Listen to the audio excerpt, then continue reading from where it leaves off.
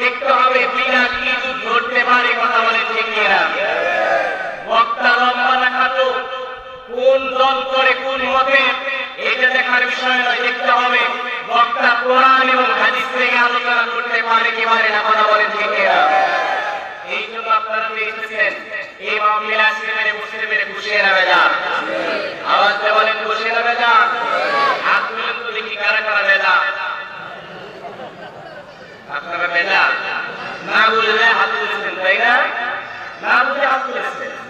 আল্লাহ রাব্বুল আলামিন আমাদের অন্তরটা গ্রহণ করবে, বলেন সুবহানাল্লাহ। আল্লাহ রাব্বুল আলামিন বলেন ইন্না আকরামাকুম ইনদাল্লাহি আতকাকুম। আল্লাহ বলেন বান্দা, আমি তোমাদের মুখেরটা নিব না, আমি তোমাদের অন্তরেরটা গ্রহণ করব, বলেন সুবহানাল্লাহ। এই জন্য এখন বলেন আসলে পেরে বুঝতে পেরে খুশি হবে না? বলেন আলহামদুলিল্লাহ। আর একটু জোরে বলেন আলহামদুলিল্লাহ। রব্বানা লাকাল হামদ হামদান কাসীরান তাইয়িবান মুবারাকান ফীহি। আমরা প্রশংসা আদায় করলাম কার? প্রশংসা আদায়ের যোগ্য মালিক কে? প্রশংসা আদায় করতে হবে আল্লাহ। দুরূদ ও সালাম পেশ করছি সাইয়্যিদুল আম্বিয়া খাতামুল নবিয়্যিন রাহমাতাল লিল আলামিন জনাব মুহাম্মদুর রাসূলুল্লাহ সাল্লাল্লাহু আলাইহি সাল্লাম। সম্মানিত হাজিরিন, মাহফিলের সভাপতি একটু আগে খুঁজে পাচ্ছিলাম না, এই চেয়ারম্যানের 1 নম্বর রামপানি ইউনিয়ন পরিষদের সম্মানিত চেয়ারম্যান জনাব মোহাম্মদ জালালউদ্দিন, আল্লাহ রাব্বুল আলামিন তাকেও কবুল করুন, সকলে বলি আমিন। সার্বিক সহযোগিতায় জনাব মোহাম্মদ আব্দুল আলিম সরকার সহ বিভিন্ন সর্বস্তরের জনগণ অনেকেই কষ্ট করে জান্নাতের বাগানটা তৈরি করেছে। আপনারা খুশি না বেজা? এই জন্য প্রশংসা আদায় করবো কার? আল্লাহ। প্রশংসা আদায় করতে হবে। এটা কি আমার রোগের বানানোর কথা? আল্লাহ রাব্বুল আলামিন বলেন সূরা নূরের 41 নম্বর আয়াতের ভিতরে আলাম তারা আন্নাল্লাহা ইউসাব্বিহু লাহু মান ফিস সামাওয়াতি ওয়াল আরদ ওয়া হুয়াল আজিজুল হাকীম। আরেকটু আস্তে বলেন আল্লাহু আকবার। আল্লাহু আকবার ধ্বনি দিলে আমাদের কি কোনো ক্ষতি হবে? আমাদের কষ্ট হবে? আমাদের ভয় আছে? আমার প্রিয় কুড়িগ্রামবাসী, আল্লাহু আকবার ধ্বনি এটা মাত্র আল্লাহ তাআলার ধ্বনি। এই আল্লাহু আকবার ধ্বনির মাধ্যমে সূর্য পূর্ব আকাশে উদিত হয়। আল্লাহু আকবার ধ্বনির মাধ্যমে মুয়াজ্জিন সাহেব জোহরের আযান দেয়। আল্লাহু আকবার ধ্বনির মাধ্যমে সূর্য পশ্চিম আকাশে ঢেলে যায়। এই আল্লাহু আকবার ধ্বনির মাধ্যমে বদরের প্রান্তরে 313 জন মধ্যে মুজাহিদ ইসলামের বিজয় এনেছিলেন। সুতরাং আজ যদি আমরা আল্লাহু আকবার ধ্বনি অন্তর থেকে দিতে পারি, শুধুই কুড়িগ্রাম নয়, বাংলাদেশ সহ তামাম পৃথিবীর ভিতরে আল্লাহ তাআলা কোরআনের বিজয় দিলেন, বলেন আল্লাহু আকবার। এই জন্য আল্লাহকে রাজি খুশি করার জন্য আল্লাহর নামে নিজের সর্বস্ব বিলিয়ে দিয়ে আল্লাহর নামে তাকবীর দেব। কারা কারা রাজি আছেন আল্লাহর কাছে হাত তুলে দেখান।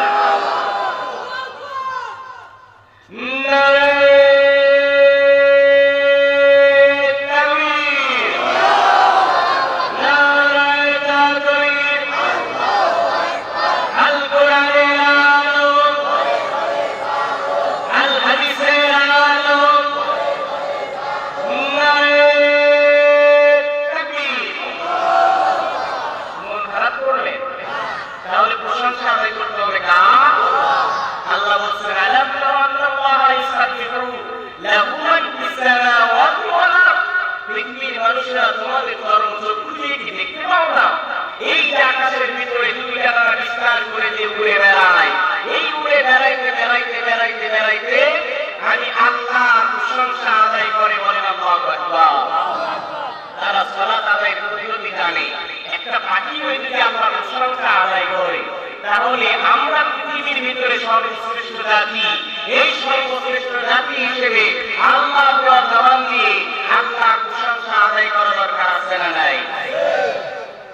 আল্লাহ রাব্বুল আলামিন বলেন কুল্লু কানাল বাহরু মিদাদান লিকালিমাতি রাব্বি লা নাফিদাল বাহরু ক্বাবলা আন তানফাদা কালিমাতু রাব্বি, পৃথিবীর মানুষেরা সাত সমুদ্রের পানিগুলো নিয়ে এসে যদি তোমরা খালি বানাও, তামাম পৃথিবীর বৃক্ষগুলো কেটে কেটে যদি গরম বানাও আর গরম বানিয়ে লিখতে শুরু করো, আমি তো সাত সমুদ্রের কয়েকটা সমুদ্র দেখেছি।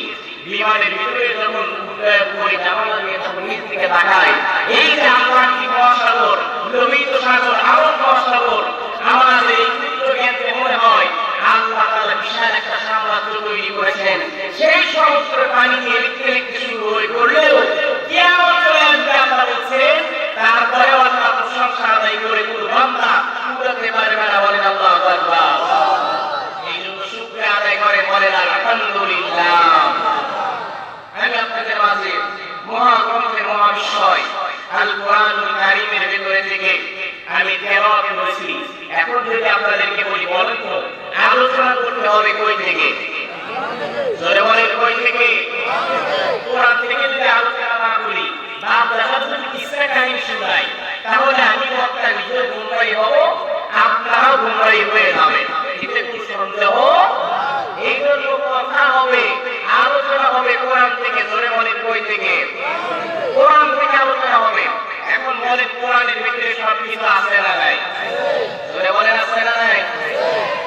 পারিবারিক দিকে আছে না নাই? সমাজ দিকে আছে না নাই? অর্থনীতি আছে না নাই? রাজনীতি আছে না নাই? রাজনীতি নাই। কুড়িগ্রামের কোরআনের ভিতরে রাজনীতি নাই। আছে আছে? আপনারাই বলেছেন আছে। এর ভিতর থেকে যদি একটা রাজনীতির কথা আনি এতে করে মন খারাপ করা যাবে না, কিন্তু কথা বলে ঠিক না। তবে কোরআনের বাইরে কোনো কথা হবে, এই যে আমি আপনাদের মাঝে কোরআন থেকে কথা বলতেছি, এখানে আল্লাহ রাব্বুল আলামিন বলেন কোরআন থেকে কথা বলতে হবে। এটা হুকুম আল্লাহর, হুকুম কার? আল্লাহ রাব্বুল আলামিন বলেন ইন্না আনজালনা ইলাইকাল কিতাবা বিল হাক্কি লিতাহকুমা বাইনান নাস বিমা আরাকাল্লাহ।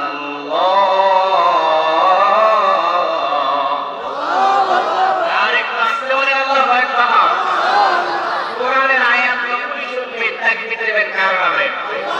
আল্লাহ রাব্বুল আলামিন বলেন ইন্না আনজালনা ইলাইকাল কিতাব, আমি একটা কিতাব নাযিল করলাম।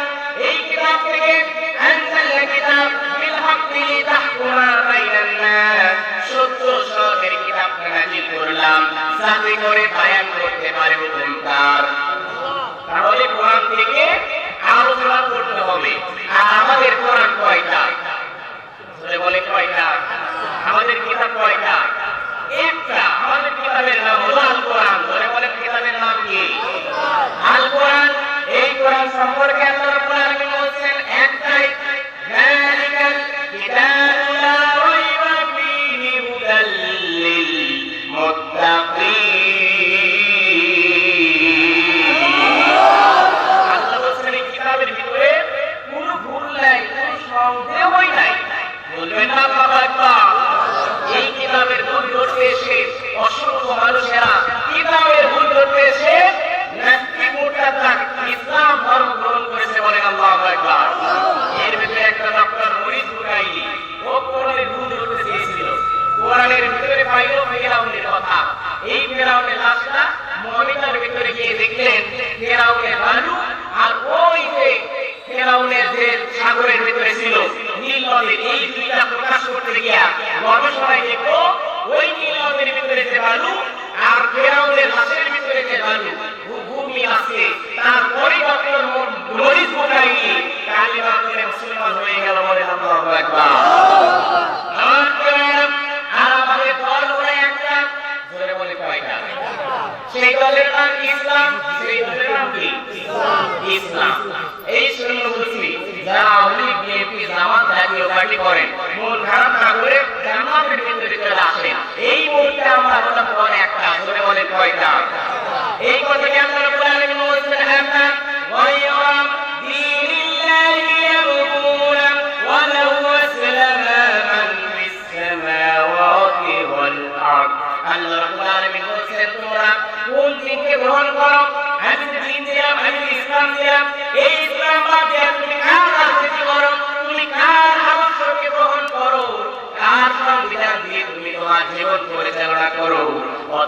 তুমি খুঁজে দেখো, ভেবে দেখো, একটু পরে আমার দিকে ফিরে আসতে হবে। কথা বলেন ঠিক কিনা? আমরা ফিরে যাবো কার দিকে? আল্লাহর দিকে ফিরে যেতে হবে। আমার ভাইরা, এই জন্য আল্লাহ রাব্বুল আলামিন বলেন আমাদের ইসলাম ধর্ম হলো একটা। এখন আসুন এই একটা কথা, এই কোরআন থেকে কথা বলতে গেলে দুই শ্রেণীর মানুষ পাওয়া যায়। ধরে বলে কয় শ্রেণীর? আর একটু ধরে বলে কয় শ্রেণীর? দুই শ্রেণীর। একটা হলো কোরআনের কথা যখন বলা হয় তখন দুই শ্রেণীর লোক পাওয়া যায়। একটা হলো কোরআনপন্থী আর একটা হলো বাতিলপন্থী, যারা কোরআনের আইনকে মানতে চায় না। কথা বলে ঠিক না? এই যে কোরআনের মাহফিল এখানে শুরু হয়েছে, এক বছর পর আগে থেকে দাওয়াত দেওয়া হয়েছে, তারপরে এক মাস আগে থেকে হ্যান্ডবিল করা হয়েছে, পোস্টার করা হয়েছে, মাইকিং করা হয়েছে, তাদেরকে আহ্বান করা হয়েছে। কিন্তু যখন থেকে হ্যান্ডবিল, পোস্টার এগুলো শুরু হয়ে গেছে, একদম সুলতানি খুব নরম পার্টি আছে, ওদের অন্তরে ঝামেলা করা শুরু হয়ে গিয়েছে। কেমন করে কোরআনের মাহফিলটা বন্ধ করা যায়? কথা বলে ঠিক না? তবে নাগেশ্বরী এই কুড়িগ্রামের প্রশাসন থেকে শুরু করে জনগণী যারা রয়েছে অনেক ভালো। আজকে বাংলাদেশের বিভিন্ন জায়গার ভিতরে কোরআনের মাহফিলগুলোকে বন্ধ করে দেওয়া হচ্ছে না, আজকে কোর্টে কোর্ট জারি করে সেগুলো বন্ধ করে দেওয়া হচ্ছে। এই জন্য আজকে এখানে হচ্ছে, জোরে বলেন আলহামদুলিল্লাহ। যারা অনুমতি দিলেন, যারা আয়োজন করলেন, আল্লাহ তাআলা সকলকে দিন ইসলামের উপরে অটুট রাখুন। জোরে বলেন আমিন। এই যে কথা বললাম দুই দল, একটা হলো কোরআনপন্থী আর একটা হলো বাতিলপন্থী। এই কথাকে আমি মানব মুসাইলের কথা নয়, আল্লাহ রাব্বুল আলামিন কোরআনের ভিতরে বলছেন ওয়ামিনান নাসি মান ইয়াকুলু আমান্না বিল্লাহ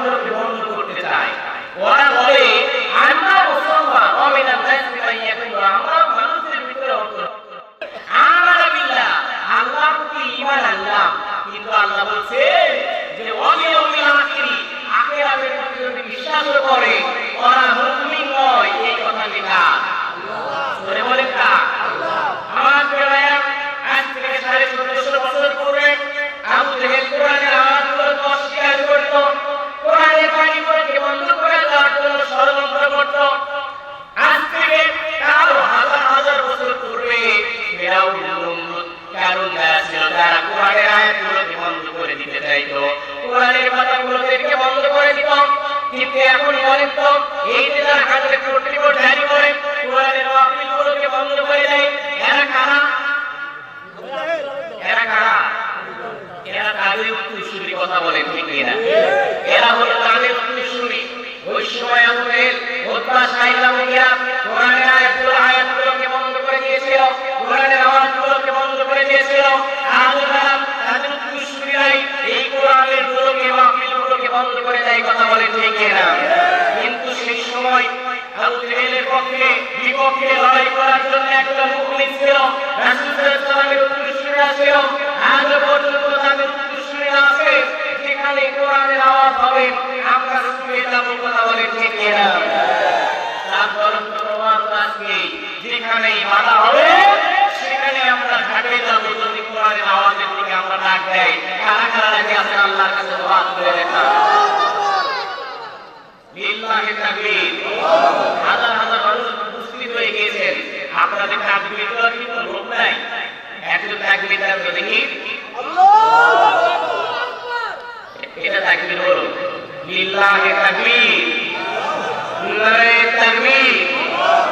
একটা বাঘও নাই, বাঘের বাচ্চাও নাই। দেখি এরপরে কারো তাকবীর দিতে পারে। আমার প্রিয় ভাইরা, আমি এখন সরাসরি আলোচনার দিকে যাব। আমি আপনাদের মাঝে মহাগ্রন্থের মহাবিষয় আল কোরআনুল কারীমের 30 পারা ছোট্ট একটি সূরা সূরা ইখলাস আপনাদের মাঝে তেলাওয়াত করেছি। এই ইখলাসের উপরে আমি যেন শেষ পর্যন্ত আলোচনা করতে পারি। সকলে বলে আমিন। সুবহানাকা লা ইলমা লানা ইল্লা মা 'আল্লামতানা আনতা রাব্বুল আলামিন। সকলে বলে আমিন। আমার সাথে বলে সবাই, আউযু বিল্লাহি মিনাশ শাইতানির রাজীম, বিসমিল্লাহির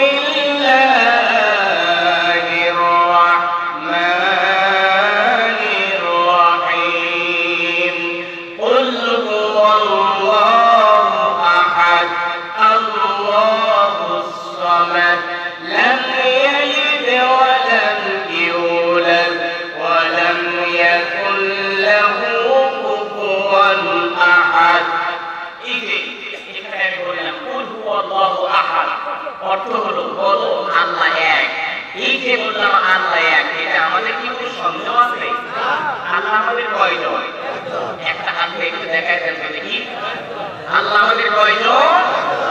আচ্ছা মানুষ বলো দেখি রাত্রি কেন কালো, সূর্য বলো কোথা হইতে খাইল এত আলো, ফুলগুলো নানান রঙের কেমন করে হয়, পাতাগুলো সবুজ বটে ফুলের মতো নয়, দুধ কেন এত সাদা, মরিচ কেন লাল, আমগুলো পাকলে বলো কেমনে হয় লাল, আবার পশু পাখি হয় না কথা, মানুষ কেন কয়, বলো বলো হে মানব এসব কেমন করে হয়, ভাবি সবই মহান আল্লাহর দান, নত শিরে সিজদা করো হে মুসলমান, আবার বীরগুলো একই রকম, পার্থক্য নয় মোটেও, তবে সাদা কালো বাচ্চাগুলো কেমন করে ফোটে, আমরা সবাই বাস করি এই পৃথিবীর অঙ্গে, হাতের লেখা মুখের চেহারা মেলে না কারোর সঙ্গে, কুড়িগ্রামের মুসলমান আওয়াজ করে বলে ঠিক কিনা? বাংলাদেশের বিভিন্ন জেলার ভিতরে গিয়েছি, হাজার হাজার মানুষদেরকে আমি দেখেছি, মাহফিলের ভিতরে পেয়েছি, এমনকি মক্কা মদিনার ভিতরে আমি লক্ষ লক্ষ হাদিস কাটতে দেখেছি, কোন মানুষের সাথে অপর কোন মানুষের মিল পাওয়া যায়? কথা বলেন ঠিক কিনা? মানুষের মিল পাওয়া যায় যারা সহজ হয়, কিন্তু তাদের মধ্যে পার্থক্য থাকে কি থাকে না? হাতের লেখা মুখের চেহারা মেলে না কারোর সঙ্গে, আর মেলে না কলমের সই, গুড়ে আঙুলের টিপ, ওরে প্রমাণ হলো মহান আল্লাহ একজন আছেন কি?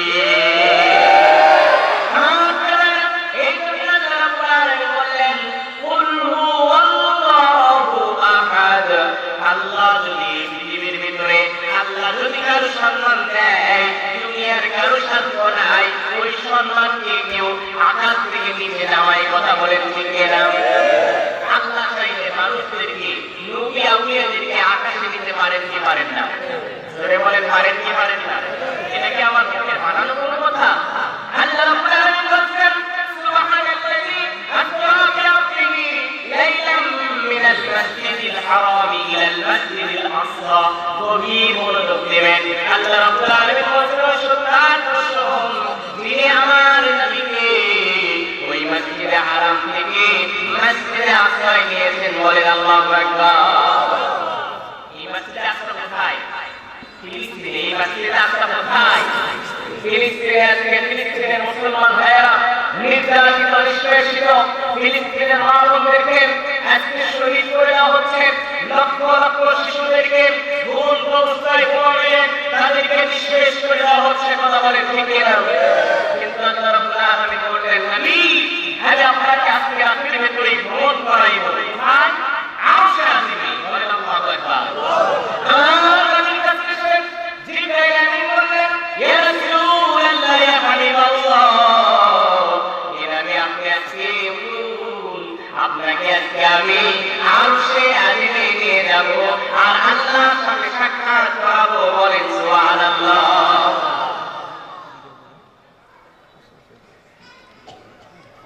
আমার নবীকে বললেন, নবী আপনি উঠুন, ঘুম থেকে উঠুন।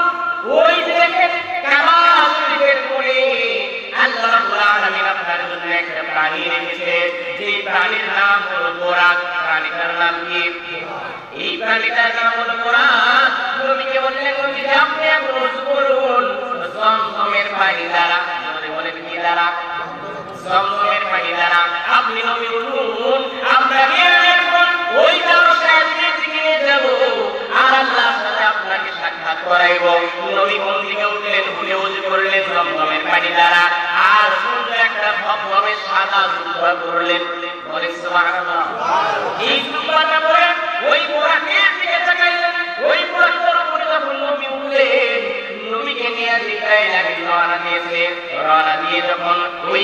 রাস্তার দিকে রওনা দিয়েছি। তখন ওই নবী বললেন, কে আমাকে জিব্রাইল আমিন বলল আল্লাহর সাথে সাক্ষাৎ দেবে, কিন্তু আমি কেন পাশে জমিনগুলো দেখতে পাই? আমার ভাইরা, এই জমিন দেখতে দেখতে নবীকে হঠাৎ করে বললেন, নবী আপনি নেমে যান। নবী বললেন, সেকেন্ডের মধ্যে আমি কোথায় আসলাম? চোখের বলে কোথায় আসলাম? তখন ওই নবী বললেন, চোখের বলে আমি কোথায় গিয়েছি? তুমি বললে আরো সাহায্য নিয়ে যাবে, আরো সাহায্য হলো উপরের দিকে, আপনি আমাকে নিয়ে আসলাম মসজিদ, এটা কোথায়? তখন নবীকে বললেন, জিবরাইল আমিন ইয়া রাসূলুল্লাহ, আপনাকে এই মুহূর্তে মসজিদে আকসার ভিতরে নিয়ে এসেছি, বলে সুবহানাল্লাহ। নবী বললেন, এখন কি হবে? চোখের পলকে? তখন নবীকে ওই জিবরাইল আমিন বললেন, ইয়া রাসূলুল্লাহ, আপনাকে যে ভ্রমণ করতে হয়েছে এটা বিদ্যুৎ গতিতে চলে যায়, বলেন আল্লাহু আকবার। ওই নবী তখন বললেন, এত বিদ্যুৎ গতিতে যদি যায় তাহলে আমার উম্মতদেরকে যদি একটা এরকম প্রাণীটা হতো, তাহলে আমার উম্মত যারা হবে ওই উম্মতেরা ওই পুরসিরাত পার হয়ে জান্নাতের ভিতরে চলে যেত, বলেন সুবহানাল্লাহ। এই জিবরাইল আল্লাহকে এই শর্তটা কবুল করে আমার উম্মত যারা হবে এই উম্মতদেরকে যদি কবুল করে, এই উম্মতদেরকে যদি একটা করে কোরআন প্রাণী একটা প্রাণী দেয়, তাহলে আমি শর্তে রাজি হব, আল্লাহর সাথে সাক্ষাৎ নিব। আল্লাহ রাব্বুল আলামিন জিবরাইল আমিনকে বললেন, নবীকে বলে দাও তোমার উম্মতদেরকে দিয়ে দেওয়া হবে, বলেন আল্লাহু আকবার।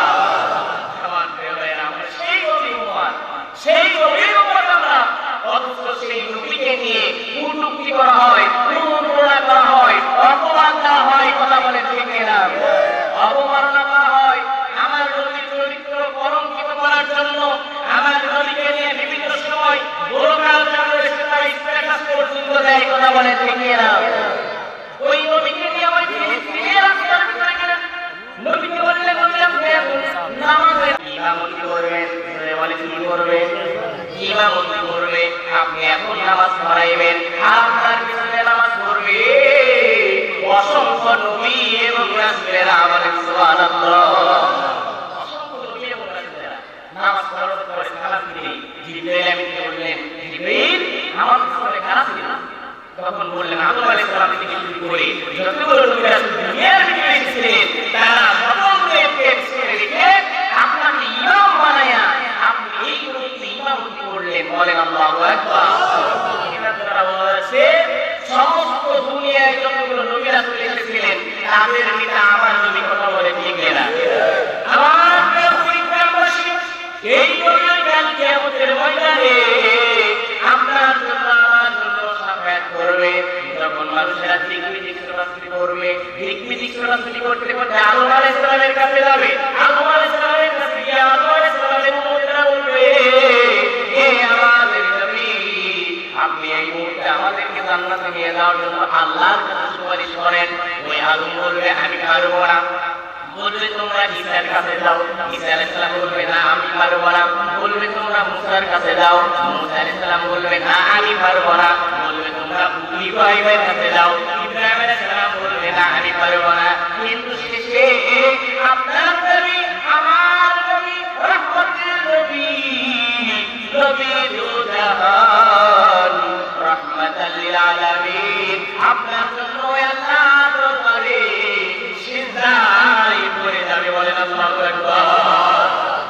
সিজদায় পড়ে গিয়ে তখন আল্লাহর কাছে বলবে, আল্লাহ আমার উম্মত ছাড়া আমি কখনোই জান্নাতের ভিতরে প্রবেশ করব না, বলেন আল্লাহু আকবার। আমার নবী বিনে ওরে রোজ হাসর কঠিন নিদানে রব্বুল আলামিন, ওয়াহিদুল কাহার বলিয়া হাকিমের হাকিম, হাকিমের দয়া মায়া স্নেহ মমতা, সেদিন কেউ হবে না কারো জন্য জামিন ও দাতা। হায় হায় হাহাকারে কইরা যাবে ধনী, বিপাশায় খাট খাটিবে চাঁদনি মগজ বলে পানি, কান্দিতে থাকিবে সেদিন আদমের আওলাদ, কান্দিয়া জানাইবে তারা তাদের বুড়িয়াদ, কান্দিয়া যাইবে তারা আদম রায় যেখানে, আদমের কাছে যাবে মুক্তির কারণে। আদম বলে, নাফসি নাফসি, কসম খাইয়া ভুল কইরাছি গো আদম বলে নাফসি নাফসি কসম খাইয়া পাপ কইরাছি গো গুনাহগার হইয়া গেছি তারপর সেই কারণে আমার নবী জিবিদে আমার নবী জিবিদে আদম বলে আমি পাপী বড়ই গুনাহগার আমার কি আর সাধ্য আছে করিতে উদ্ধার এই মোটে যাও না তোমরা সামনে দৌড়াইয়া সামনেতে নবী রইয়াছে দাঁড়াইয়া বলেন আল্লাহু আকবার মনোযোগ আছে তো আমার কথা কি বুঝতেছেন তো বুঝতে কি কষ্ট হচ্ছে আমি কিন্তু বগুড়া সন্তান আপনাদের উত্তরাঞ্চলেরই সন্তান যখন নোয়াখালীর ভিতরে যাই নোয়াখালীর ভিতরে তো নোয়াখালীর ভাষা আপনি বুঝতেই পারবেন না আপনি কিতা খাইবেন এগু খাইবেন না ওগু খাইবেন আপনি হালি খাইবেন না কিতা খাইবেন একটা উদার বুদ্ধি নাই আবার বগুড়ার ভাষা কিছু কিছু আছে বগুড়ার আঞ্চলিক ভাষা আছে হালি কিন্তু বগুড়ার শুরু লাগে আবার আপনাদের উত্তরাঞ্চলে যদি আসে এই যে নামাজ পড়তেছিলেন মাহমুদের হাটের ভিতরে বলছে যে হরতাল হচ্ছে ভাই রাস্তায় যদি না এরা টান দিবে না বুঝলেন নাই তো আমার কথা কি বুঝতে কষ্ট হচ্ছে আপনাদের এই মুহূর্তে যাও না তোমরা সামনে দৌড়াইয়া সামনেতে নবী রইয়াছে দাঁড়াইয়া নবী বলে আমি পাপী বড়ই গুনাহগার আমার কি আশা তো আছে করিতে উদ্ধার আরে এই মুহূর্তে যাও না তোমরা সামনে দৌড়াইয়া সামনেতে মুসা নবী রইয়াছে দাঁড়াইয়া হাত ছেড়ে দিও আমায় আল্লাহ পরওয়ারে হামসাম নিয়ে বিতার কিরান নাম ধরে কিরান নামে দিয়েছিলে আমার ঘরে হইয়া দিন না মানিয়া গেল বেদিন হইয়া নবী বলে নাফসি নাফসি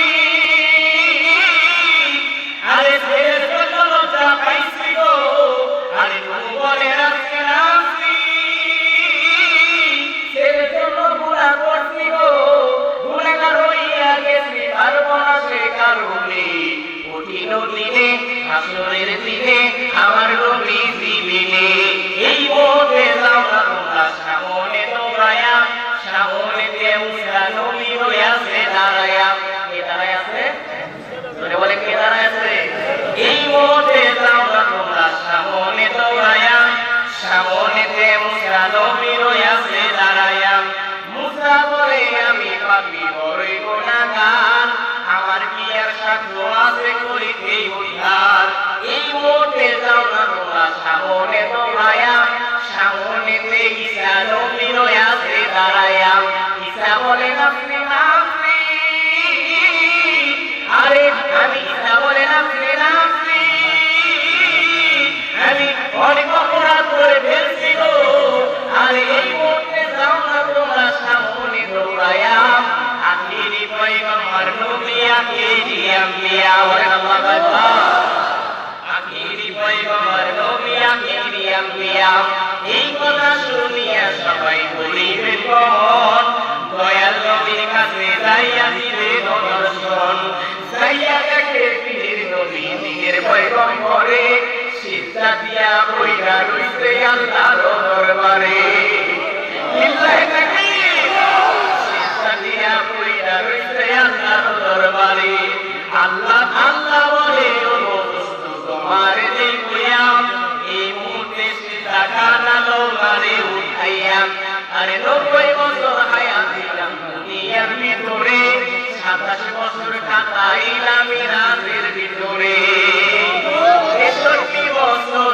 দোস্ত গেলা তুমি ভাইয়া সারা জীবন কাঁদতে গেলাম উম্মতি বলিয়া এই সারা জীবন কাঁদতে সারা জীবন কাঁদতে গেলাম উম্মতি বলিয়া এই হাসরের ময়দানে দোস্ত তোমায় কাঁদতে দেব না যা চাইবা তাহা পাইবা ফেরত দেব না আর সাফায়াতের ভার দোস্ত তোমায় দিলাম গিয়া এই কথা শুনিয়া নবী সিজদা লয় উঠাইয়া নামাজ রোজা তারা করে দুনিয়ার ভিতরে বিদায় হিসাবে বেঁচে দেবেন আল্লাহ পরওয়ারে আজমে নবী ইয়া হাবলি উম্মতি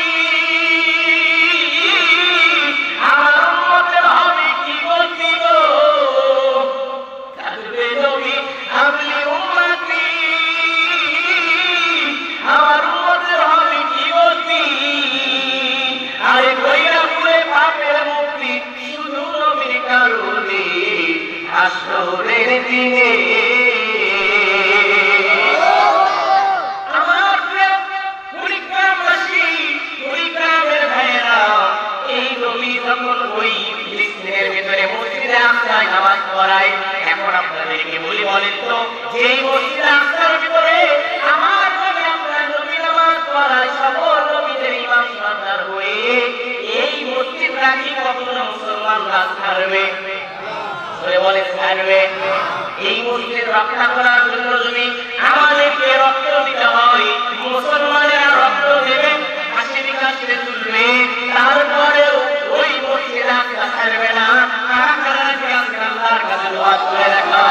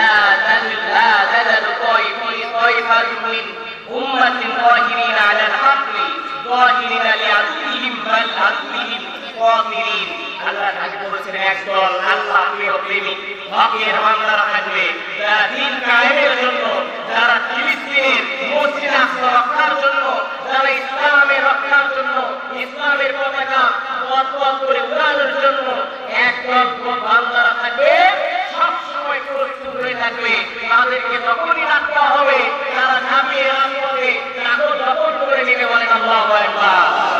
আর একটু জোরে বলেন আল্লাহু আকবার। আমার ভাইরা, এই নবী যখন এই কথাগুলো যখন এই মসজিদে আকসার ভিতরে ওই ফেরেশতার সাথে কথোপকথন করতেছিলেন, আমি আপনাদের সঙ্গে এই কথাগুলো বলবো।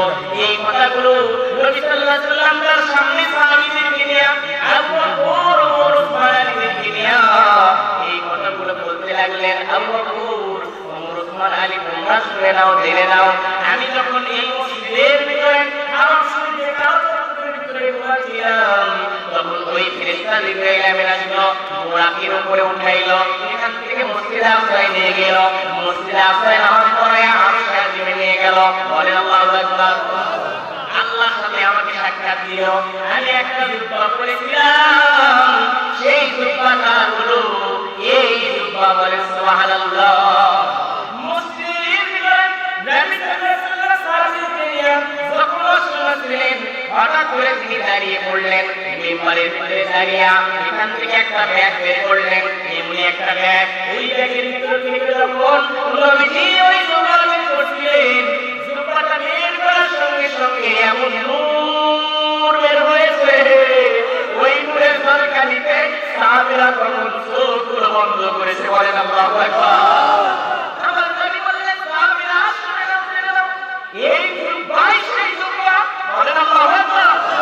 এই জুব্বাই সেই জুব্বা। সাহাবীরা শুনো শুনো, এই জুব্বাই সেই জুব্বা।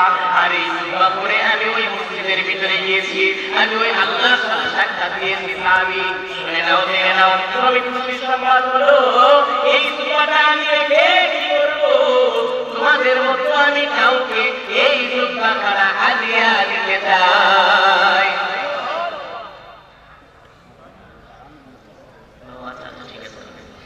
আলহামদুলিল্লাহ বলেন। আচ্ছা, এই নবীজি যখন ওই জুব্বাটা বের করেছেন, এমন নূর দেখে সাহাবীরা বিচলিত হয়েছে।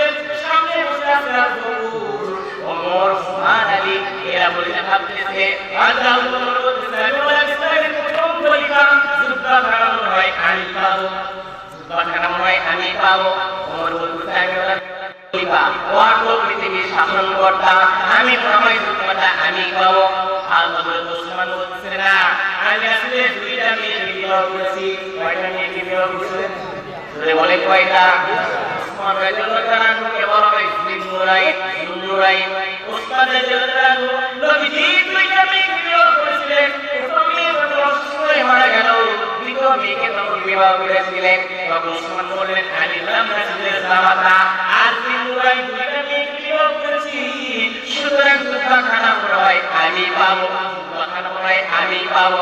হযরত আলী বসে আছে, আলী বলছে, না, আমি পাবো, জুব্বাটা মনে হয় আমি পাবো। এখন পরিগ্রামবাসী বলেন তো, জুব্বা কে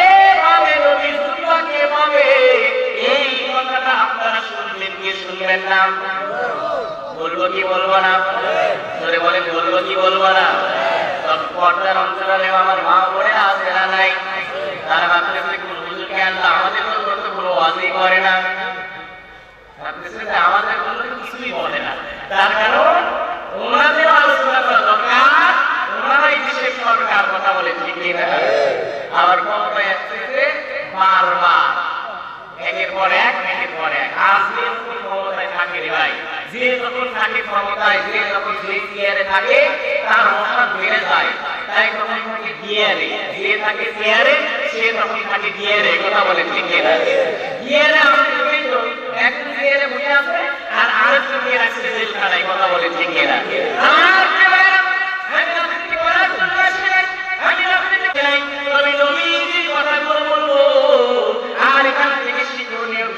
আপনাদেরকে বলবো, ওই নবী যখন সাহাবীদেরকে বলতেছিলেন, আবু বকর বললেন আমি সুবাটা আমি পাবো, কেননা ওই নবীকে যখন ওই আরশে আজিমে আল্লাহ তাআলা দেখা করাইলেন, ওই আল্লাহর সাথে যখন সাক্ষাৎ করতে গিয়েছেন, তখন এই বাণীর মধ্যে যারা থাকে আবু জেহেল, উতবা, সাইবা, মুগিরা আছে না নাই?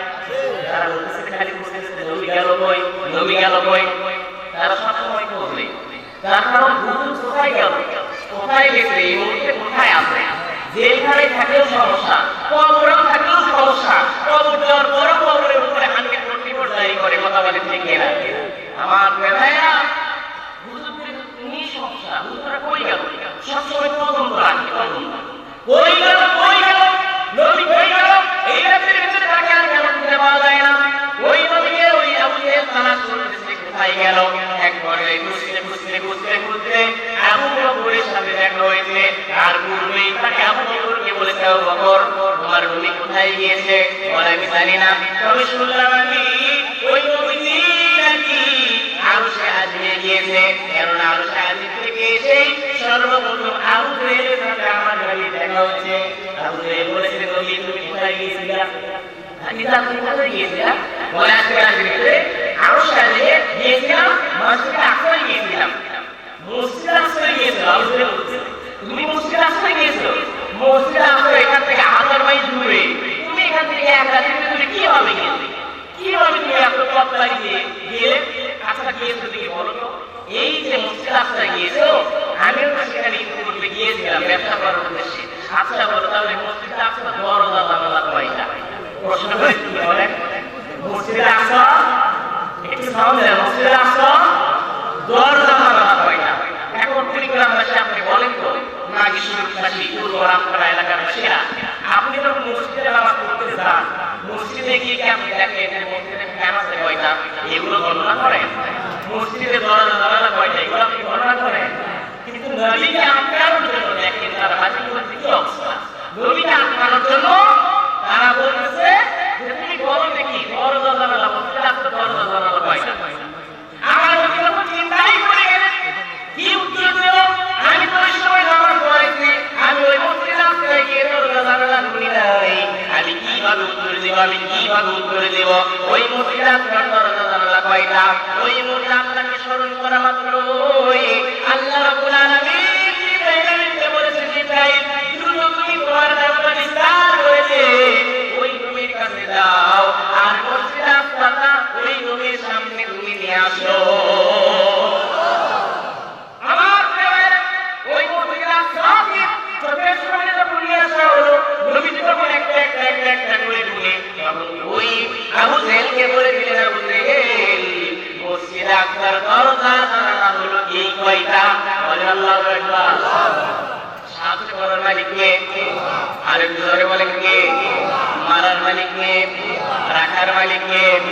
তুমি মারবে যাকে সাহায্য কর তাকে রাখতে পারো, আরেকটি মান তুমি মারতে পারো, তুমি বাঁচাতে পারো, তুমি মারতে পারো, তুমি বাঁচাতে পারো, তোমারই হাতে সবারই প্রাণ। সবাই বলেন ঠিক কিনা? আমার ওই নবী তখন একটা একটা করে বললেন, ওই রাসূল তখন মনে মনে বললেন এটা সাধারণ মানুষের পক্ষে সম্ভব নয়, আমার ভাতিজাকে আমি আটকানোর জন্য একটু পূর্বে দরজা জানালা দিকে এসেছিলাম, আমার এই ভাতিজা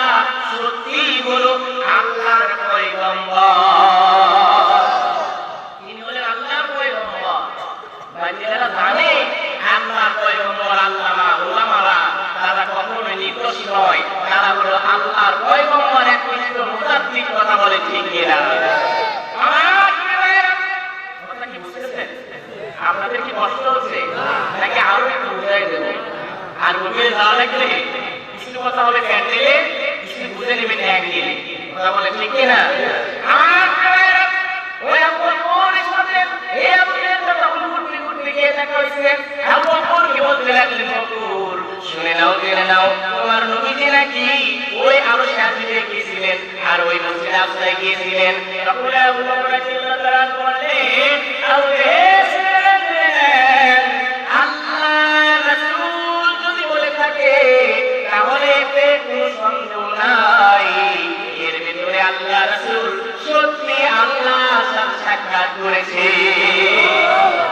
নবীর কাছে গিয়ে বললেন যে নবীজি হাজরাতের ভিতরে নাকি আপনি গিয়েছিলেন, সত্যি এটা সত্যি? রাসূল বলেছে হ্যাঁ। তোমার কাছে এই ঘটনা কে বলল? বলছে আবু জেহেল বলেছে। আবু জেহেল বলেছে, তুমি আবু জেহেল কি বলেছো? বলতে আমি নবী যদি বলে থাকে তাহলে এতে কোনো সন্দেহই নাই। আরে আল্লাহু আকবার। তখন ওই নবী বললেন, আবু বকর তুমি আজ থেকে শুধু আবু বকর নও, তুমি বলে আবু বকর সিদ্দিক। সিদ্দিক শব্দের অর্থ সত্যবাদী, লিল্লাহি তাকবীর।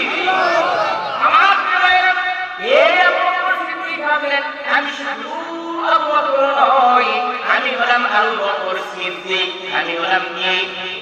জোরে বলেন, আমি হলাম কি? আবু বকর সিদ্দিক। সুতরাং ওই নবীর জুব্বা যদি কেউ পায়, ওই জুব্বাখানা আমি পাবো, ওই জুব্বাখানা আমি পাবো। কিন্তু নবী এক পর্যায়ে একে একে যখন ওই ওমরের কাছে অনুসরণ করলেন, কেন ওমর ওই নবী বলেছে, যদি নবীর পরে যদি কেউ নবী হতো তাহলে ওমর, আমি হতাম নবী, আমি হতাম নবী। ওই ওমর তখন বলতেছে জুব্বাখানা আমি পাবো। কিন্তু এক পর্যায়ে নবী ওয়াজ করতে শুরু করলেন গভীর, ওই মুহূর্তে নবী বললেন সাহাবীরা রে একটু গভীর মনোযোগ দাও, একটু গভীর মনোযোগ দাও। নবী সাহাবীদেরকে বললেন গভীর মনোযোগ দাও। এখন পরিক্রমাবাসী আপনাদের গভীর মনোযোগ দেওয়া দরকার আছে না নাই? গভীর মনোযোগ দেবেন, গভীর মনোযোগ দিন। ওই নবী বললেন সাহাবীরা রে জেনে নাও, শুনে নাও, এই মুহূর্তে আমি তোমাদেরকে দুইটা কথা বলবো। এক নাম্বার হলো তোমাদের ভিতরে এমন একজন ব্যক্তি বসে আছে, সেই ব্যক্তিটা হলো আমার চাইতে মর্যাদা দিক দিয়ে শ্রেষ্ঠ। বলে সুবহানাল্লাহ। আপনারা সুবহানাল্লাহ ঠিকই বলেছেন। যখনই কথা বলেছে ওমরের রাগ কম না বেশি? জোরে বলেন কম না বেশি? যে ওমর রাস্তা দিয়ে একবার গেলে ৬টা-৪০ দিন পর্যন্ত যায় না। যে ওমর নামাজের ভিতরে দেখতে বলেছিলেন, ৪ লোকের কথা বলেছে, কে তোমার স্ত্রীদেরকে বিধবা করতে চাও, কে তোমার সন্তানদেরকে এতিম করতে চাও, আসো আমার আল্লাহু আকবারের তাকবীরটা ঠেকাও। ওই মুহূর্তে কারো সাহস ছিল না, ওই ওমরের তাকবীরকে ঠেকায়। ওই মুহূর্তে ওমর রাদিয়াল্লাহু তাআলা সর্বপ্রথম লিল্লাহি তাকবীরের আওয়াজ দিয়েছিলেন, বলে আল্লাহু আকবার। আমার ওই মুহূর্তে কি বলছেন নবী, আপনি এত বড় কথা কেমনে বললেন? এত বড় কথা আপনি কেন বললেন? ওই নবী বলেছে আমি এমনি এমনি বলি নাই, সাহাবী তুমি রাগ করো না, রাগ করো না, আমি এমনি এমনি বলি নাই, এমনি এমনি বলি নাই। একটু গভীর মনোযোগ দিয়ে শোনো। তোমাদের মধ্যে এমন একজন ব্যক্তি এই মজলিসের ভিতরে বসে আছে, যিনি এই দুনিয়ার ভিতরে দুই দিকে আমার চাইতে মর্যাদায় শ্রেষ্ঠ। তখন নবী বললেন সাহাবী শুনে নাও, জেনে নাও, তিনি আর কেউ নয়, একটু জিকির করেন লা ইলাহা ইল্লাল্লাহ, লা ইলাহা ইল্লাল্লাহ, লা ইলাহা ইল্লাল্লাহ মুহাম্মাদুর রাসূলুল্লাহ। ওই নবী বললেন এই মজলিসের ভিতরে এমন একজন বসে আছে, তিনি শুধু জান্নাতি নয়, তিনি শুধু জান্নাতি সাহাবী নয়, তার স্ত্রীও জান্নাতি সাহাবী, আর জান্নাতের সকল মহিলাদের সর্দারিনী। বলেন সুবহানাল্লাহ। আমার মা বোনেরা এমন কিছু গভীর মনোযোগ দেবেন, আপনাদের জন্য এখন গভীর আলোচনা শুরু হবে। ওই নবী বললেন এই মজলিসের ভিতরে এমন একজন ব্যক্তি বসে আছে, তিনি শুধু জান্নাতি নয়, তার স্ত্রীও জান্নাতের সর্দারিনী, তিনি বলেন আমার মেয়ে ফাতেমা। আমার মেয়ে ফাতেমা। এখন বলেন জান্নাতের সর্দারিনী কেন? কাছে জানা দরকার আছে না নাই? জোরে বলেন আছে না নাই? ওই কথা যখন বললে জান্নাতের সব জায়গায় বসে আছে, আর ওই মজলিসের ভিতরে তার তিনটে সন্তান, তার ভিতরে একজন হাসান এবং আরেকজন হুসাইন। হাসান এবং হুসাইন তারা হয়েছিল, আর তাদের পিতা বসে আছে। আর ওই সন্তানেরা জান্নাতের সকল যুবকদের সন্তান হয়ে যাবে। বলেন আল্লাহু আকবার। সকল যুবকদের আইডল হাসান এবং হুসাইন। এই হাসান এবং হুসাইন দুইজনই জান্নাতের ভিতরে যাবে। আমার প্রিয় ভাইরা, এই যে দুইজন জান্নাতের সন্তানিনী এবং একজন জান্নাতের সন্তানিনী হবে আর একজন যুবকের সন্তান হবে, এটা কি এমনি হয়েছে? বলে এমনি হয়েছে? তারা ইমানের পরীক্ষা দিয়েছে। কথা বলে ঠিক এরা এই ইমানের পরীক্ষা শেষে কি আসবে ইনশাআল্লাহ? সেই ইমানের পরীক্ষা যেটা আমরা লাগিয়েছি না নাই? ওই নবীদের সাহাবীরা ছিলেন, ওই নবীদের কেমন জান্নাতের সন্তানিনী হলো। একদিন রাসূল সাল্লাল্লাহু আলাইহি ওয়াসাল্লাম সাহাবীদেরকে বললেন, মহিলারা যদি একটা আমল করতে পারে তাহলে ওই মহিলাদের জন্য বলে দিলাম একটা আমল করার কারণে আল্লাহ রাব্বুল আলামিন ওই মহিলাদেরকে জান্নাতের যে 8টা দরজা রয়েছে যে কোনো দরজা দিয়ে তারা প্রবেশ করবে। বললেন যে 4টে ইবাদতের কথা, 4টে ইবাদতের কথা। ওই 4টে ইবাদত যখন নবীজি গিয়ে ওই ফাতেমাকে বলা শুরু করেছে, ফাতেমার স্বামী হযরত আলী রাদিয়াল্লাহু তাআলা ওই নবীজির কাছে প্রশ্ন করবে, হে নবী, আপনার কাছে তাই বলেন তো আপনি আমার স্বামীর কাছে 4টে আমলের কথা বলেছেন, জোরে বলেন আমল কয়টা? আর জোরে বলেন কয়টা? 4টে আমলের কথা বলেছেন। এই 4টে আমলের ভিতরে সর্বশ্রেষ্ঠ আমল কোনটা আমি একটু জানতে চাই। এখন বলেন তো আপনারাও জানতে চান কি চান না? জানতে না? এই যদি একজন উঠতেছে কেন? আপনার আশেপাশে যে উঠবে তার হাত ধরে বসাই দেবে, পারবেন না ইনশাআল্লাহ? অনেক জায়গায় মিটিং গিয়ে শত সময় নষ্ট করি, তবে কোরআনের সামনে যদি 1-2 ঘন্টা 1 বছর পর থেকে এখানে কোরআনের মাহফিল বসেছে, বিভিন্ন জায়গায় কোরআনের মাহফিল হচ্ছে না। এই যে অবরোধ হরতালের কারণে এখানে কি হচ্ছে, এটা শুকরিয়া আদায় করে বলেন আলহামদুলিল্লাহ। করবেন না তো ইনশাআল্লাহ? তাহলে মনোযোগ দিবেন। ওই নবীজি কাছে গিয়ে ওই ফাতিমা বললেন, নবী আপনি 4টা আমলের কথা বলেছেন, আপনি একটু বলুন তো 4টা আমলের ভিতরে সর্বোত্তম আমল কোনটা, সর্বোত্তম আমল কোনটা? ওই নবীজি ফাতিমাকে বললেন, ফাতিমার শুনে নাও, জেনে নাও, 1 নাম্বার আমল হলো নামাজ। বলে 1 নাম্বার আমলের নাম কি? আর একটু জোরে বলেন নাম কি? এই নামাজ আমাদের পড়া দরকার আছে না নাই? শুধু আপনারাই পড়বেন নাকি আপনাদের সন্তানদেরকেও পড়াবেন? সন্তানদেরকে পড়ানোর দরকার আছে না নাই? কিন্তু অনেকে এই সন্তানদেরকে মসজিদে নিয়ে গেলে কি খেলে ম্যানেজ করে, কিন্তু এই যুব সমাজটা তো নষ্ট হয়ে যাচ্ছে। ভাইয়া, এই যুব সমাজটা নষ্ট হয়ে যাচ্ছে। তারা আজকে এমন এমন পোশাক করতেছে, এগুলো বলা মানে স্কোপ থাকে না। জিন্সের প্যান্ট পরে এমন এমন পোশাক আছে না, আবার এমন এমন মাহফিল রয়েছে সকালবেলা বোরকা পরে বিকেল বেলা যায় দেখে তাদের শরীরে কোনো রং থাকে না। কথা বলেন ঠিক না? এই যুগের মেয়েদের বলিতে লাগে শরম, সকালবেলা বোরকা পরে বিকেল বেলা ওড়না নাই, দাদা ভাই ডিজিটাল যুগ বুঝিয়ে তাই। আরে জানি ওই ঘরের শোভা স্বামী সেবা করে, আবার উল্টা দেখি নারীরা সব স্বামীকে ধরে মারে। কথা বলে ওই নবীজি তখন বলেন, নামাজ 1 নাম্বার নামাজ, 2 নাম্বার রোজা, 3 নাম্বার স্বামীর খেদমত, আর 4 নাম্বার পর্দা।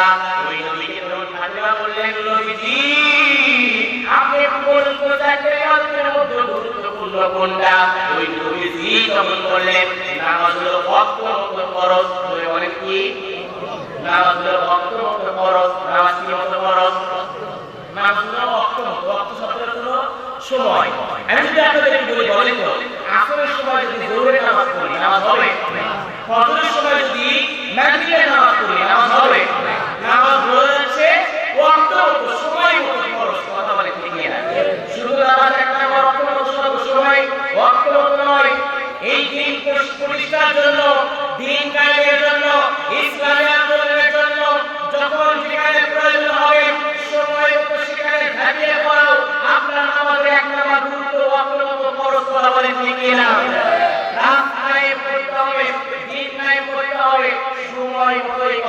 দেখিয়ে না অসময়ে যে কোনো না আমার এই জন্য নবীজি বলেন নামাজ রক্ত ফরজ। 2 নাম্বার রমজানের রোজা হলো রমজান মাসে ফরজ। ধরে বলে কোন মাসে ফরজ? আর একটু ধরে বলে কোন মাসে ফরজ? থাকে না এই রমজানে শুধু মায়েরা না পুরুষেরা অনেকে থাকে না। এটা উত্তরাঞ্চলের দিকে অনেক বেশি আমি দেখেছি। মাহফিলে তো মাঝে মধ্যে আসি রমজানের ভিতরে আসা হয়, যখন দেখি দিনের বেলা হোটেল রেস্তোরাঁ সব খোলা। এগুলো কারা? এগুলো মনে আসমান থেকে নেমেছে এসেছে আল্লাহর ওলি, তাই না? এই যে মায়েরা বললাম রমজান মাসে অনেকে রোজা রাখে না, মানে গর্ভে একটা সন্তান আসছে, আমার কাছে এক ভাই কষ্ট করছে, ভাই একটু বলেন তো আমি রোজা রাখতে পারি না, অনেক কষ্ট হয়। বয়স প্রায় তার 25 বছর হবে, 20 থেকে 25 বছর। তো বলছে ভাই একটু আমার জন্য একটু দোয়া করেন, আমি এত রোজা রাখার চেষ্টা করি রোজা রাখতে পারি না। তো আমি বললাম কেন, কারণ কি, তুমি চেষ্টা করো। বলছে আমি অনেক চেষ্টা করছি কিন্তু পারি না। তো আমি বললাম আচ্ছা তাহলে তোমার মায়ের কাছে একটু খোঁজ দাও, তোমার মা যখন তোমাকে গর্ভে ধরেছে এই সময় কি রমজান মাসে রোজা রেখেছিল? তখন ওই সন্তানটা ওই মায়ের কাছে গিয়ে বলছে মা আপনি একটু বলুন তো মা, আপনি আমি যখন গর্ভে ছিলাম এই গর্ভের সময় এই গর্ভে থাকা অবস্থায় কি রমজান মাস পেয়েছিলেন আর এই রমজানে আপনি রোজা রেখেছিলেন? তখন ওই মা বলছে এতদিন পরে 20-25 বছর পরে এই প্রশ্ন করে কে করলো? বলছে একটা ভুল করেছে, একটা ভুল করেছে, এই প্রশ্নের উত্তর দরকার। তখন ওই মাকে বলছে, ওই মা ওই সন্তানকে বলছে তোর দাদি, তোর দাদি কে? বলে কে? তোর দাদি। তোর দাদি তো রাখতে দেয় না, তার কারণ রমজান মাসে যদি আমি রোজা রাখি এই না খাওয়ার ফলে তুই সন্তান একটু বিকলাঙ্গ হবি, তুই সুস্থ হবি। তখন ওই সন্তানটা যখন আমার কাছে বললো তখন আমি বললাম উত্তর পেয়ে গেছি, রমজানে তোমাকে নিয়ে গর্বে করে আচ্ছা মতো খরচটা বাদ দিয়া ইচ্ছা করে খাইছে, এই জন্য তুমি যতই চেষ্টা করো না কেন ভালো তুমি কখনোই রমজানে রোজা রাখতে পারবে। আমার অনেক মায়েরা আছে এই রমজানে এই সন্তানদেরকে নিয়ে নামাজ পড়ে না, এই সন্তানদেরকে নিয়ে আপনি নামাজ পড়েন, ফজর ভিতরে এসেছে মা সন্তানকে গর্ভে নিয়ে নামাজ আদায় করে, তখন ওই সন্তান তখন নামাজের জন্য ওই সুরাতে সিজদা করে বলে আল্লাহু আকবার। আমার প্রিয় ভাইরা করতেছে তবে আপনারা এখন আপনারা অনেক ভালো, আমি আপনাদের বগুড়ার কথা বলছি। আমার বগুড়া এই রকম লেখা নাই, এই যে আমি বললাম নামাজের ট্রেনিং দিতে হবে, এই নামাজের ট্রেনিং দেওয়ার জন্য আল্লাহ রাব্বুল আলামিন নিজেই বলেছেন, আল্লাহ রাব্বুল আলামিন বলেছেন وظن أنه الفراق وانتقل ساق وساق فلا صدق ولا سلم ولكن كذب وتولى والله أكبر।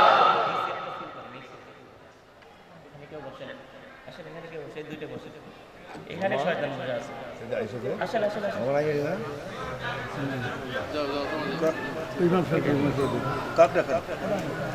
একজন ওখানে ওই সেটটা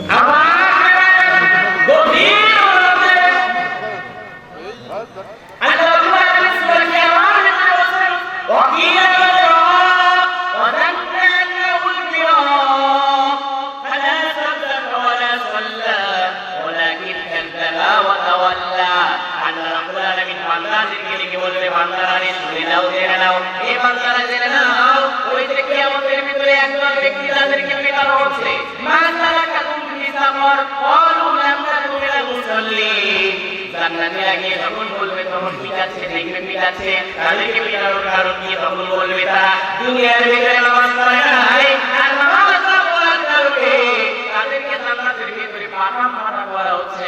কি করা হচ্ছে?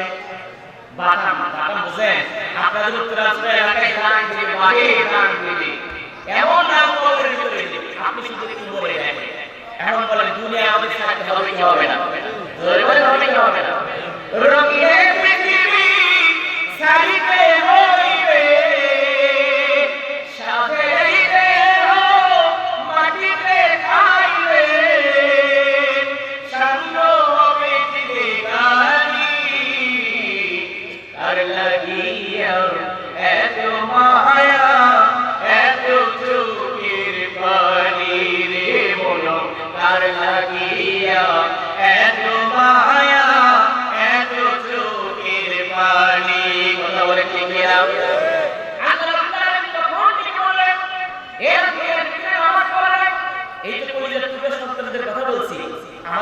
করে নামাজ পড়তেছে। নামাজ পড়ার সময় যখন সিজদায় গিয়েছে, সিজদায় যাওয়ার পরে বাম পাশে একটা ছোট্ট একটা ছেলে আছে। সিজদায় যাওয়ার পরে ছোট্ট ছেলেরা একটা দেখে দুষ্টুমি করে, কি করে না। এই দুষ্টুমি করার জন্য সিজদায় গিয়েছে তখন ইমাম সাহেব নামাজ পড়ার জন্য সিজদায় গিয়েছে। তখন এই পিছনের ছেলেটা আগে একজন ছোট্ট একটা ছেলে আছে, তার পা ধরে টান মারে। এখন সিজদায় গিয়ে যখন পা ধরে টান মারে, তার একটা মুরগি আছে, এই বাজারের মতো মুরগি, এই মুরগির পা ধরে টান মারছে। যখন টান মারছে, সিজদায় যদি টান মারে তাহলে কি হবে? সব হয়ে গেছে, সব হয়ে গেছে। এখন মুরগিটা বলছে বেয়াদবিকার এই সন্তানের আমার নামাজটা নষ্ট করে দিল। ইমাম সাহেব আপনি নামাজ খামান। ইমাম সাহেব বলছে আমাদের রাসূল সাল্লাল্লাহু আলাইহি ওয়াসাল্লাম একদম ফিরে গেছে। তখন ইমাম বলছে কি হয়েছে? বলতেছে এই সন্তানটা পা ধরে টান মারছে। এখন বলে ছোট বলে একটু দুষ্টুমি করবে, কথা বলে ঠিক না। এদেরকে আমাদের শিক্ষা দিয়ে দেওয়ার দরকার আছে না নাই? আছে না নাই? আমার পরিবারের তাদেরকে নামাজ ফেরি দিতে হবে। রাসূল আকরাম সাল্লাল্লাহু আলাইহি ওয়াসাল্লাম বলেছেন ইযা বালাগা আসরি ফাসাল্লু আলাইহা ওয়া ইযা বালাগা আশরাশি ফাজরিবু আলাইহা। যখন তাদের সন্তানের বয়স 7 বছর তাদেরকে নামাজ পড়াও। আর যদি 10 বছর বয়সে নামাজ না পড়ে পিতাকে নামাজ পড়াও। হুকুম রাসূলের হুকুম কার? আমার পরিবার এই প্রকারকে নামাজ পড়াইতে হবে। মা বুড়িকে বলতেছে আপনাদের গর্ভে যখন সন্তান আসবে তখন তাদেরকে নিয়েও নামাজ পড়াইবেন। এই জন্য নবী বললেন নামাজ হলো ওয়াক্ত মতো ফরজ। মানে নামাজ মতো ফরজ। এটা শুধু আমার জন্য, মা বোনদের জন্য, আপনাদের জন্য নয়, সবার জন্য। এই মসজিদের উন্নয়ন করবে, এই মসজিদে নামাজ পড়বে। নবী যখন 3 নাম্বার বলেন, 1 নাম্বার নামাজ পড়ো অন্তত ফরজ, 2 নাম্বার ফরজ, আর 3 নাম্বার বলতে লাগলেন যখন স্বামী কাছে থাকবে, ধরে বলেন কোথায় থাকবে? স্বামী যখন কাছে থাকবে স্বামীকে খেদমত করা ফরজ। কিন্তু অনেক দেখা যায় স্বামীরা কাজ করে বাইরে থেকে এসেছে আর স্ত্রীকে এসে বলতেছে তার স্ত্রীকে খাবার দাও, তখন স্ত্রী বলবে একটু ধৈর্য ধরে, আধা ঘন্টা ধৈর্য ধরে। কেন? বলতেছে এখন একটা সিরিয়াল চলতেছে। সিরিয়াল ইফতার, জলসা আর জীবন। আপনাদের এলাকার ভিতরে আছে না নাই? আছে। এই যে পার্শ্ববর্তী দেশ, আমাদের দেশ, আমি দেখলাম পাশেই নাকি মানে বড়া এই ইফতার, জলসা, জীবন আমাদের দেশের ভিতরে ঢুকায় দিয়া মা বোনদেরকে শেষ করে দিয়েছে। কথা বলে ঠিক না? তখন স্ত্রী বলতেছে প্রাণের স্বামী আধা ঘন্টা আপনি ধৈর্য ধরে, আধা ঘন্টা পরে আমাদের খাইতে দেবেন। তখন আধা ঘন্টা বলতেছে ইন্নাল্লাহা সামিউন, ধৈর্য ধরে শীলের সাথে আল্লাহ আছে, ধৈর্য ধরে সাথে আল্লাহ আছে। আধা ঘন্টা শেষ তখন আওয়াজ থেকে বলতেছে প্রাণের স্ত্রী সারাদিন কাজ করলাম, মায়ের একটু নজর দেবে না, সারাদিন কাজ করলাম, একটু আমাদের খাইতে দাও। তখন স্বামীকে বলতেছে প্রাণের স্বামী আধা ঘন্টা স্টেজে ধৈর্য ধরলেন, আর আধা ঘন্টা ধৈর্য ধরলেন। কেন? বলতেছে ইশকারটা শেষ, জীবন শুরু হয়েছে। তখন আপনার আমার স্বামী অসহায় বলতেছে ইন্নাল্লাহা সামিউন। আমার ভাইরা, কুড়িগ্রাম মুসলমান বলেন তো আমরা সব সময় ধৈর্য ধরলে আমাদের সাথে কি আল্লাহ থাকে? তারপর হলো আপনার সন্তান সাঁতার জানে না, আর পুকুরের ভিতরে বসে ওই পুকুরের ভিতরে হাবুডুবু খাচ্ছে, আর আপনি পাহাড়ে বসে বলতেছেন আল্লাহ মাল, আল্লাহ সওয়াল, আল্লাহ রক্ষা করবে। বলে তো আপনাকে ওই সন্তান কি জীবিত পাবেন? জীবিত পাবেন নাকি মৃত পাবেন? আপনার বাড়িতে আগুন লেগেছে, আপনার ঘরে আগুন লেগেছে, আর আপনি দেখে বলতেছেন ইয়া নারী কুনি বাদা ওয়া সালাম আলা ইব্রাহিম, যে এই আগুনটা এমনি নিভে যাবে, আল্লাহ আমাদের রক্ষা করবে। বলেন তো আপনার ঘরকে আপনি ভালো পাবেন? এই জন্য বলতেছি ধৈর্য সব সময় ধরলে হবে। কিন্তু ইমামরা ইফতার জলসা জীবন নিয়ে করে থাকে, কথা বলে ঠিক না? ওরা হাদিস ছাড়তে পারে, নামাজুল্লাহ ছাড়তে পারে, ছাড়বে না টিভি সিরিয়াল, ইফতার জলসা জীবনটা করছে যে পরিবার। আওয়াজ করে বলে ঠিক না?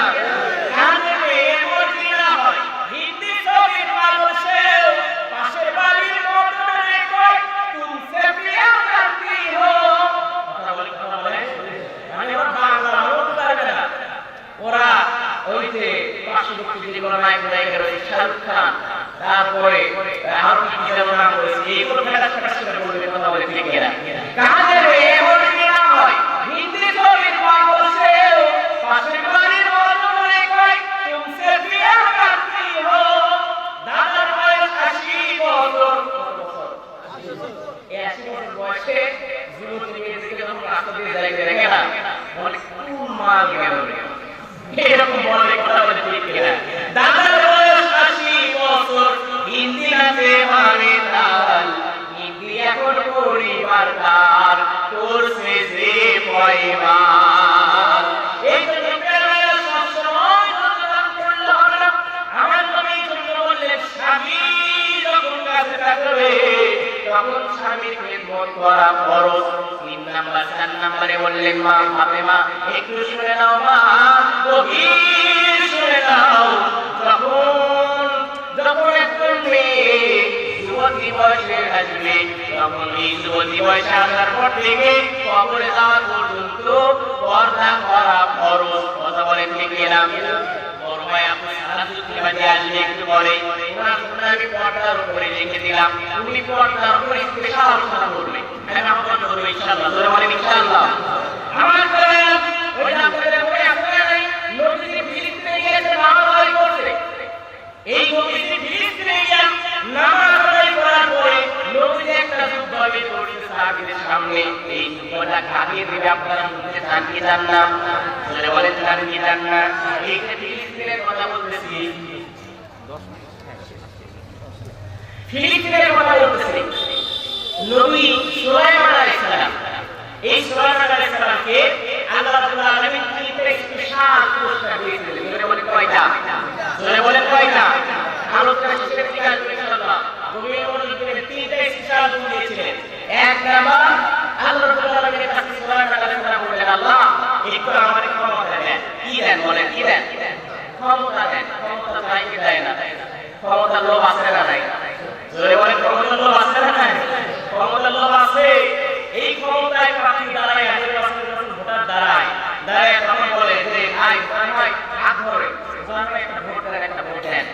আর জয়লাভ করার পরে তখন আর হাতে ধরে না, তখন গলায় গিয়ে ধরে। কথা বলে ঠিক কিনা? আমার এই সুলাইমান বললেন আল্লাহ আপনি আমাকে ক্ষমতা দেন যাতে করে আমি আপনার কোরআনকে বিজয় করতে পারি। বলেন আল্লাহু আকবার।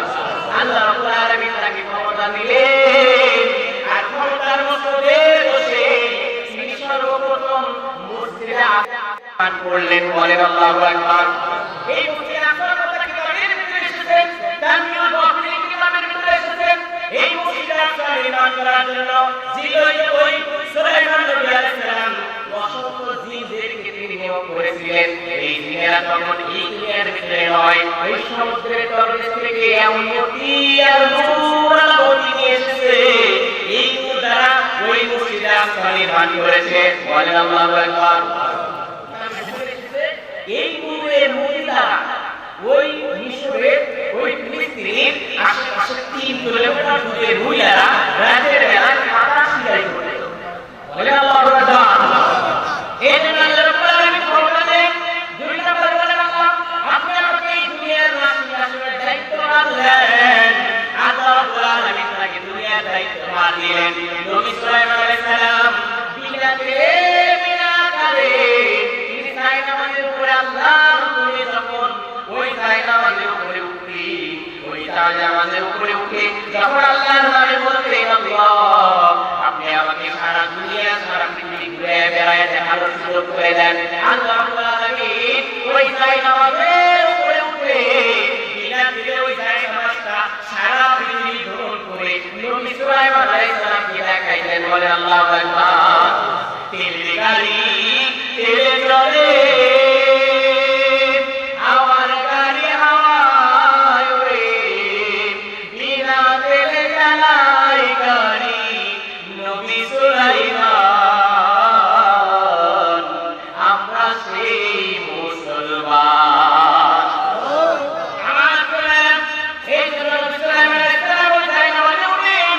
তিনি বললেন আল্লাহ আপনি আমাকে সারা পৃথিবী দেখার সুযোগ করে দেন। আল্লাহ তাকে সুযোগ করে লিখে দিয়েছিলেন।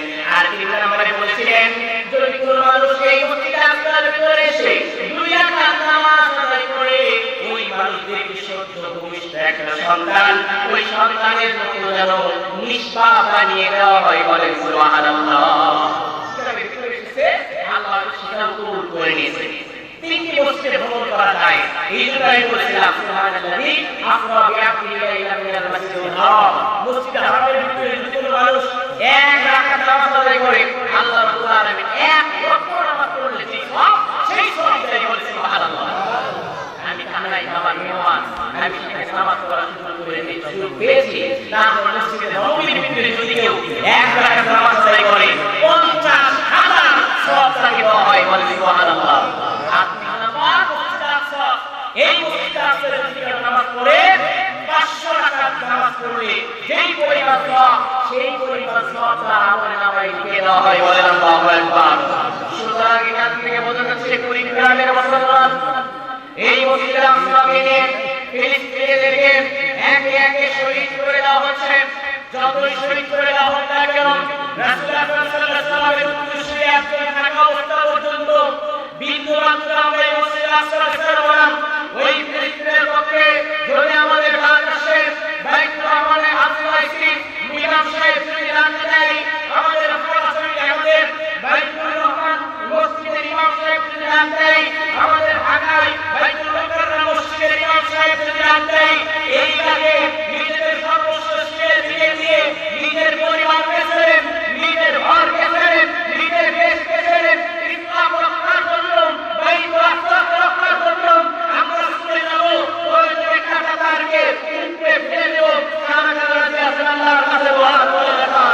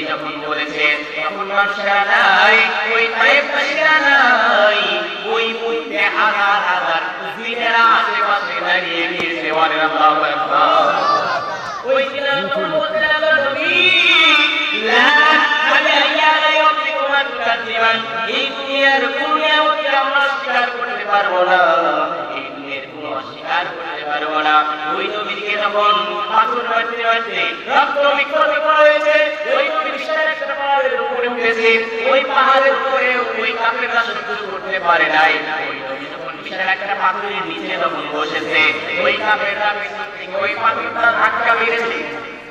এই পাথরটা যখন ধাক্কা মেরেছে তাদের উদ্দেশ্য দুনিয়া থেকে যদি এই নবীজিকে শেষ করে দেওয়া যায় তাহলে ইসলামটা বন্ধ হয়ে যাবে, কালিমার পতাকা আর উঠতে পারবে না।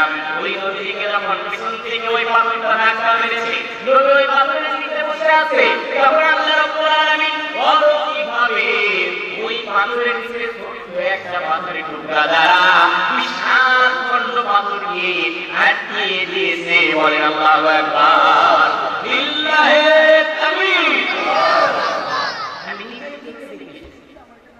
বিশাল পাহাড়, হাদিস যারা আছেন, হাদিস যারা আছেন আমরা তাই পেয়েছেন, বিশাল পাহাড়ের নিচে ছোট্ট একটা পাথর। এই পাথর দ্বারা আল্লাহ রাব্বুল আলামিন নিজের নবীকে হিফাজত করেছেন। বলবেন আল্লাহু আকবার।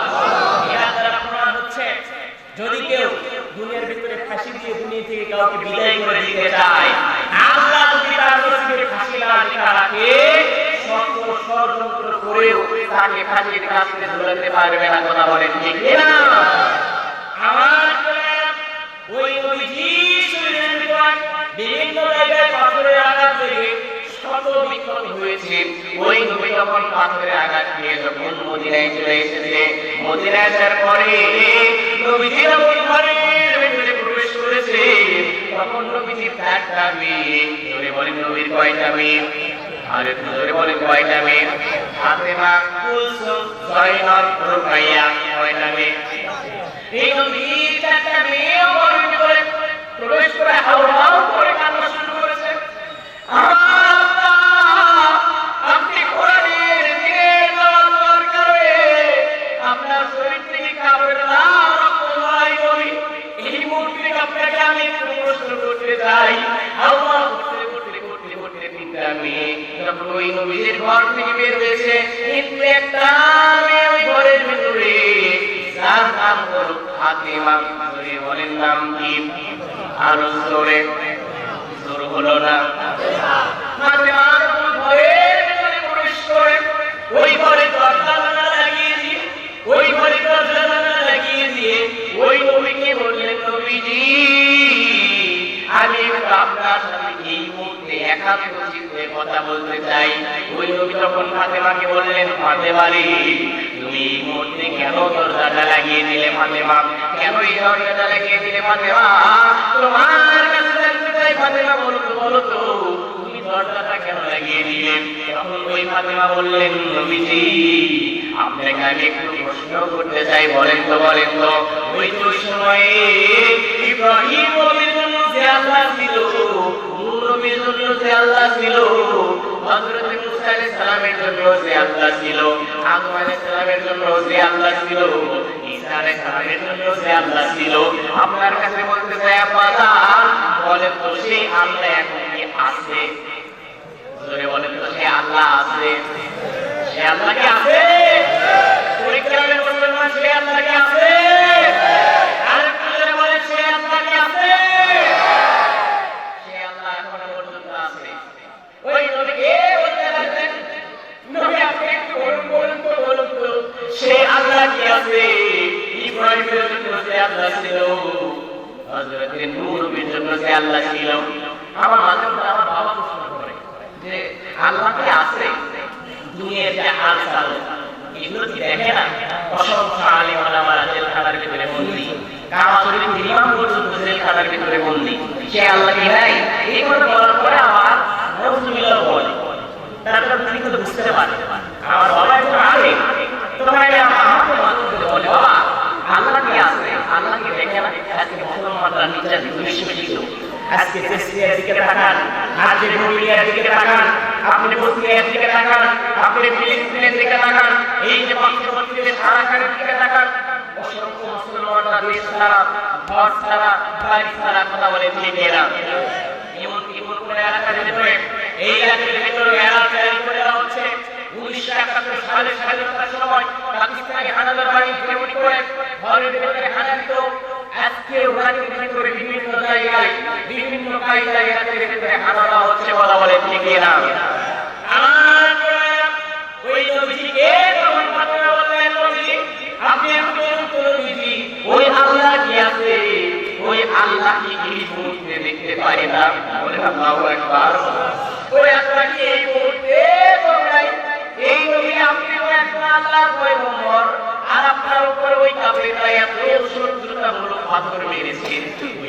মারার পরে আপনার শরীর থেকে অনেক রক্ত ঝরেছে, নবীজি আপনার শরীরের ভিতরে ফোসকা পড়েছে। ওই মুহূর্তে ওই নবীজিকে এই কথা বলতে বলতে ফাতেমা দ্রুত উঠে আসে ঘরের ভিতরে, একবার আসে বাইরে একবার যায়, জোরে করে থেকে দৌড় বুঝতে লাগলো। ওই মুহূর্তে পানিগুলো গরম করতে লাগলো। ওই পানিগুলো গরম করতে করতে ওই ফাতেমা তখন চুলার ভিতরে পানিগুলো গরম করে। এই পানিগুলো গরম করে যখন ওই নবীজি শরীরের ভিতরে সেঁক দিতে লাগলো, জৈতুনের তেলগুলো দিতে লাগলো, তখন ওই নবীজি মাথাটা ওই ফাতেমার উপর করে দিয়েছে। বলেন আল্লাহু আকবার। ফাতেমার উপর করে মাথাটা রেখে ওই মুহূর্তে নবীজি তখন হঠাৎ করে ঘুম এসেছে। তার কারণ যখন কষ্ট পাওয়া দেখবেন শরীর ক্লান্ত হয়ে যায় আর ঘুম ঘুম ভাব আসে না, ঘুম ঘুম আসে না। ওই মুহূর্তে যখন শরীরের ওই রক্তগুলো থেকে যখন শরীরের ভিতরে একটা একটা করে ফাতেমা সেঁক দিতে লাগলেন, নবীজি তখন ওই ফাতেমার গুরুর উপরে মাথাটাকে রেখে তখন ঘুমায় গিয়েছেন। ঘুমায় গিয়ে তখন স্বপ্নের ভিতরে হঠাৎ করে তিনি মা বলে চিৎকার করেছে। লিল্লাহি তাকবীর। আমার প্রিয় পরিবারটা মুসলমানেরা, পরিক্রমের ভাইজানেরা, পর্দার অন্তরালের মা বোনেরা, রাস্তার ভিতরে হাজার হাজার ভাইরা, আপনাদেরকে আমি বলছি গভীর মনোযোগ নেবেন। ওই নবী তখন স্বপ্নের ভিতরে মা বলে চিৎকার করে দিয়েছে। চিৎকার দেওয়ার পরে বলি ওই নবীজি তখন হঠাৎ করে জাগ্রত হয়েছে। জাগ্রত হওয়ার সঙ্গে তখন বলছে মা মা, এই মুহূর্তে দিকেছি মা। ওই মুহূর্তে নবীজি সাহাবী কে ওতে আমায় সাহাবী আরে যখন আমি ওই কাফিরদের অত্যাচারে নিজের শরীর থেকে রক্ত ঝরাইলাম, ওই আয়াত থেকে তখন ফিরে এসে লিল্লাহি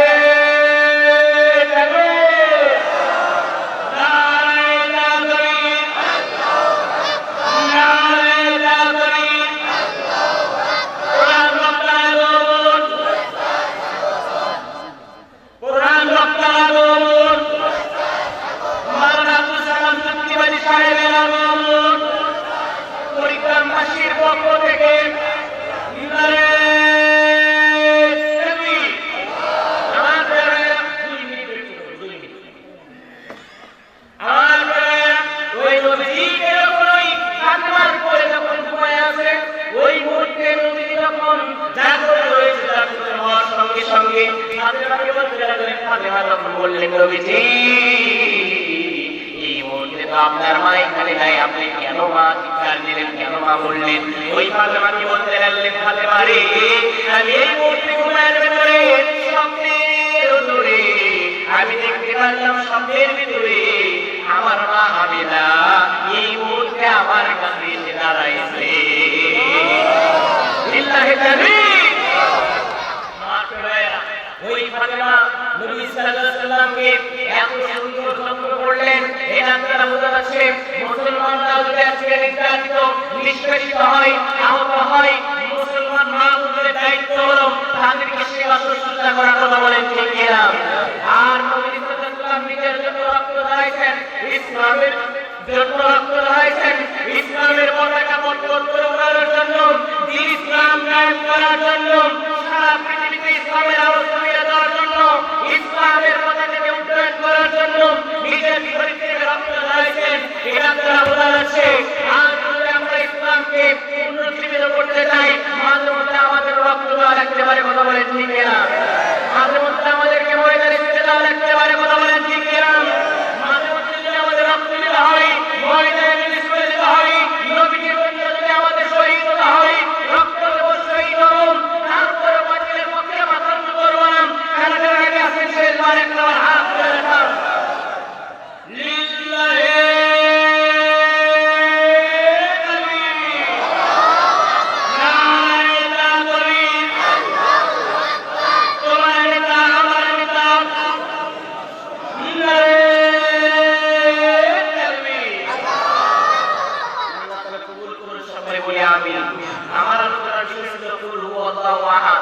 আল্লাহ আমাদের কয়জন? জোরে বলেন কয়জন? পরিক্রমী মুসলমান আল্লাহ আমাদের কয়জন? একজন। এই আল্লাহ তাআলা আমাদের যেটা বলছেন সেটাই মানতে হবে, এর বাইরে আমরা অন্য কিছু মানবো। আমি মাত্র